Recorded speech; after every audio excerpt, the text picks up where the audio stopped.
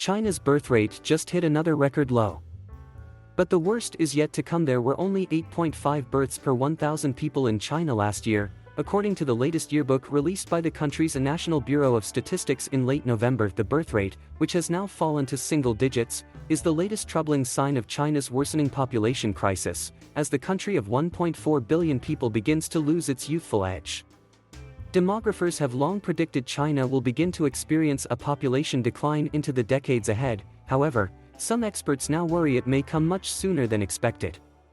From our preliminary forecast based on provisional data, it's going to be very likely to be around or even under 10 million births, said James Liang, a research professor of economics at Peking University in Beijing. And of course, with that number, the biggest news will be China is probably in a population decline. Liang is not the only expert with that concern. He Yafu, an independent demographer in Guangzhou, wrote on social media last month that China's population is very likely to enter negative growth in 2021.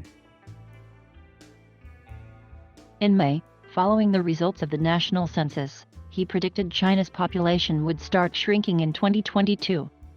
But now, I think my forecast from half year ago was too optimistic, he wrote. Based on the most recent data published by local governments in China, he predicts the number of newborn babies to be between 9.5 million and 10.5 million this year.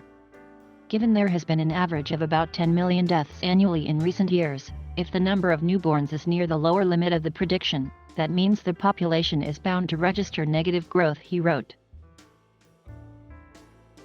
Dwindling birth rate is a problem faced by many countries, but in China, the decline has been particularly steep due to its decades-long one-child policy. The rapidly aging population and shrinking workforce could severely distress China's economic and social stability.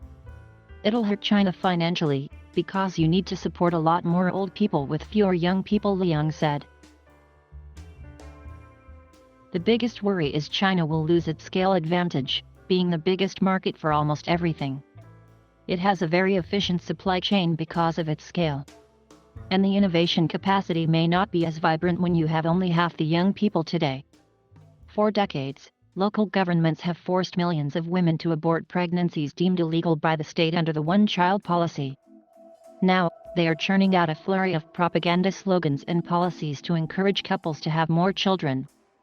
The common incentives include cash handouts, real estate subsidies, and extension of maternity leave.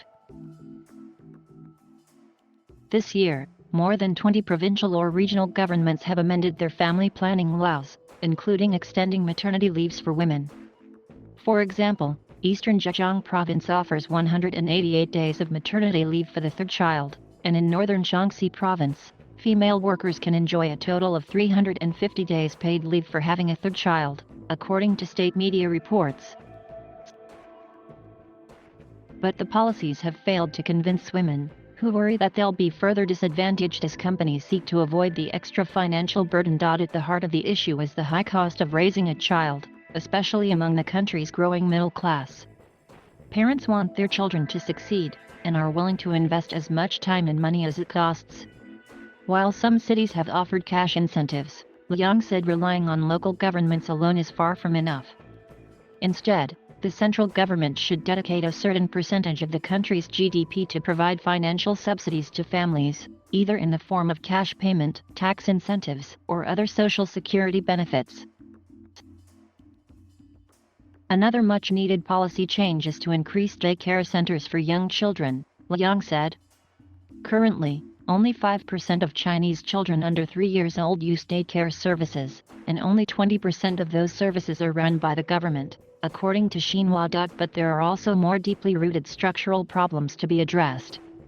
China's high property prices and rising education costs, especially in big cities, have frequently been cited in surveys as the top factors preventing couples from having more children.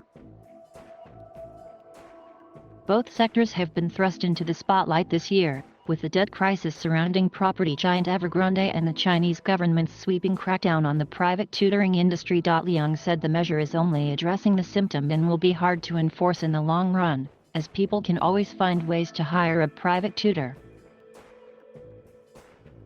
I think the long-term solution probably will be to change the college entrance regime, he said. referring to the notoriously tough and competitive exam that millions of Chinese students take every year to get into universities, in the hope of securing a good future. Realistically, the most optimistic scenario for China is to have a fertility level similar to that of Europe, at around 1.6 or 1.7, Liang said. But that's very hard. You're talking about spending 5% of GDP, or fixing the housing problem and the education problem, he said. In fact, just maintaining 1.3 is not easy.